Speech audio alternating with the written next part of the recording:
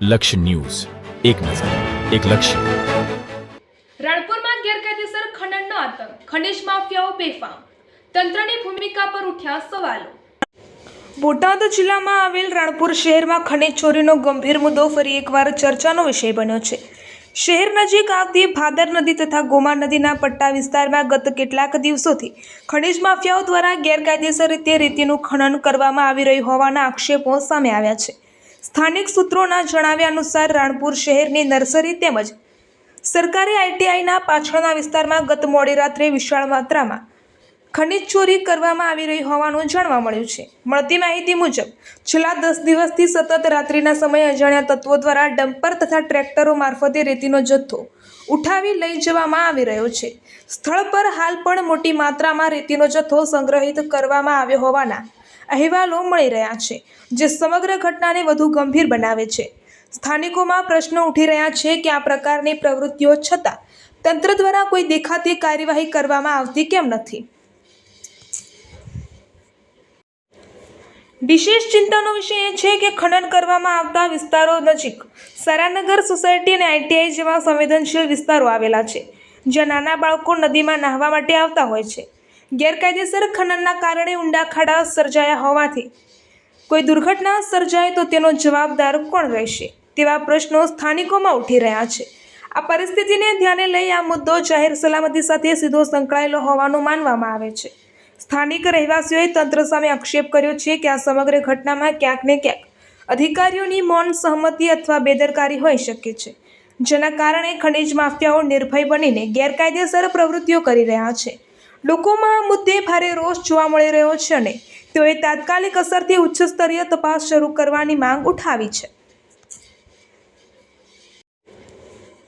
રાણપુર ગામના નાગરિકોએ જિલ્લા પ્રશાસન અને સંબંધિત વિભાગોને વિનંતી કરી છે કે આ મામલે ઝડપી કાર્યવાહી કરવામાં આવે, ગેરકાયદેસર ખનન કરતા તત્વોને કાયદાની જાળમાં લાવવામાં આવે તથા આવી પ્રવૃત્તિઓને અટકાવવા માટે કડક પગલાં લેવાય. સાથે જ ખનનથી થયેલા ખાડાઓને પૂરવાની તથા વિસ્તારને સુરક્ષિત બનાવવા માટે તાત્કાલિક પગલાં લેવા પણ માંગ કરવામાં આવી છે.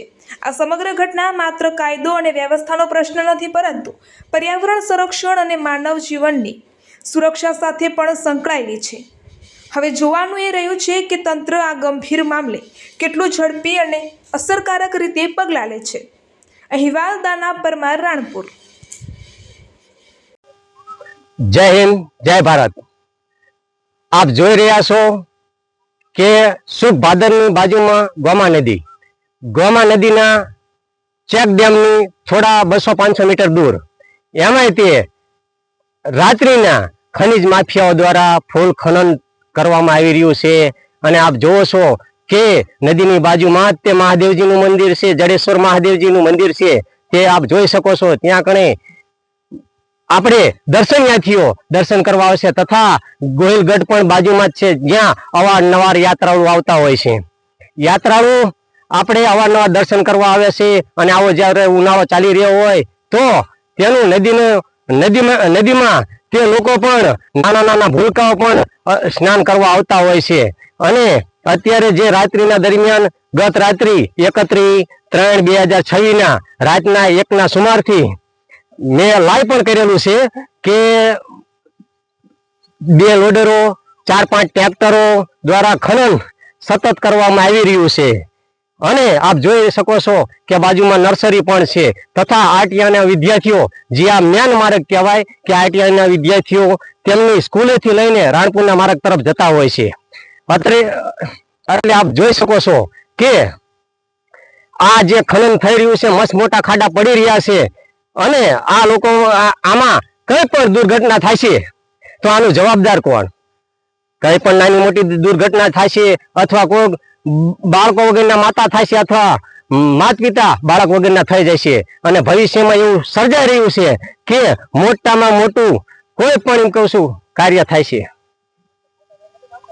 તો દર્શક મિત્રો, આપ જોઈ રહ્યા છો કે રાત્રિના સમયે જે ખનન કરવામાં આવી રહ્યા છે, મસ્ત મોટા ખાડા પાડવામાં આવી રહ્યા છે, તેવા આ દિવસના રોજ નાના ભૂલકાઓ ત્યાં નાહી રહ્યા છે. તો આને કંઈ પણ થાય છે તો કોઈ પણ દુર્ઘટના બનશે તો આની જવાબદાર ફક્ત ને ફક્ત તંત્રની રહેશે.